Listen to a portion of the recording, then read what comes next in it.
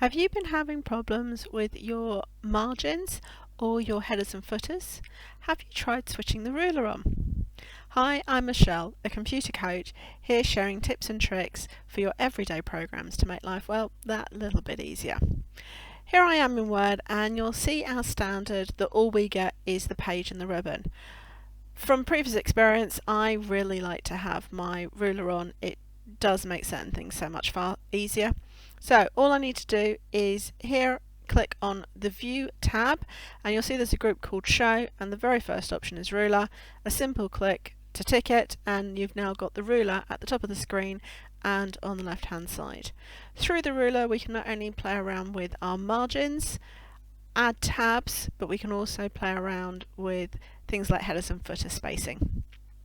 You'll notice that mine is set up to be centimetres. If you need to switch that either between centimetres or millimetres, I'll link in the iCards my previous video that shows you just how to change that. That's all for this quick tip. If you liked it, please do give the video a thumbs up, and I will see you next time.